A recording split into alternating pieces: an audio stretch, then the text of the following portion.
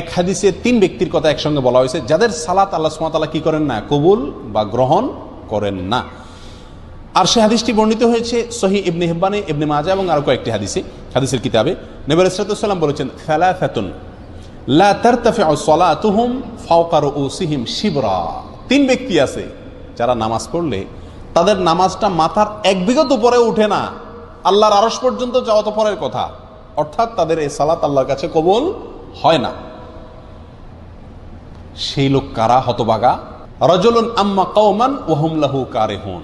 1 নম্বর হলেন ওই ব্যক্তি যে ব্যক্তি কোন এলাকার মানুষের মসজিদের ইমাম, তিনি ইমামতি করেন অথচ মুসল্লিরা তার উপরে অসন্তুষ্ট বলতে ন্যায়সঙ্গত কারণে অসন্তুষ্ট। আজকাল তো হুজুররা চলা একটু বাঁকা হইলেও পাবলিক বলে না হুজুর পছন্দ না। তো হুজুরের ব্যক্তিগত কারণে যদি আপনি অপছন্দ করেন সেটাতেই হুজুরের কোনো কিছু আসবে যাবে না, ওটাতে আপনার কপাল আপনি পড়বেন।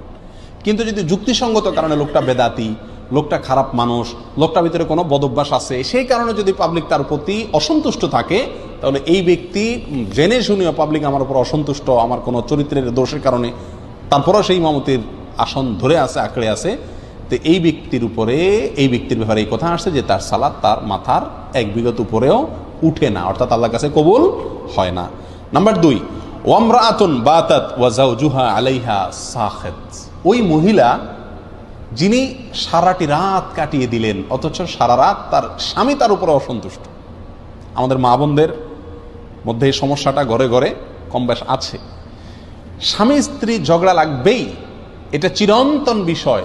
নবী আলাইহিস সালামের মতো মানুষ, তার সঙ্গে উম্মাহাতুল মুমিনিন রাদিয়াল্লাহু তাআলা আনহাদের সাথেও মনোমালিন্য তৈরি হয়েছে। নবী আলাইহিস সালাম রাগ করে মসজিদে যান নাই, বাসায় যান নাই, মসজিদে শুয়ে রয়েছেন। ওমর রাদিয়াল্লাহু তাআলা এসে মধ্যস্থতা করে মিলিয়ে দিয়েছেন। এই ঘটনা ঘটছে। উম্মাহাতুল মুমিনিন একদিকে, নবী আলাইহিস সালাম একদিকে, তাদের জীবনে যদি এটা হয় তাহলে বোঝা গেল স্বামী স্ত্রীর জীবনে ঝগড়া, কথা কাটাকাটি, ভুল বুঝাবুঝি এগুলো হবেই হবে, এর কোনো চারা নাই। পাতিল দুটো একসাথে থাকলে বাড়ি খাবেই।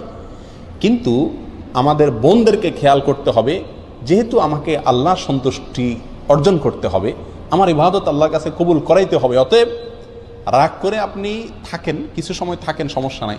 সারাটা রাত স্বামীর উপরে রাগ করে আপনি থাকিয়েন না, অন্তত রাতের কিছু অংশ গেলে রাগটা মিটানোর চেষ্টা করেন।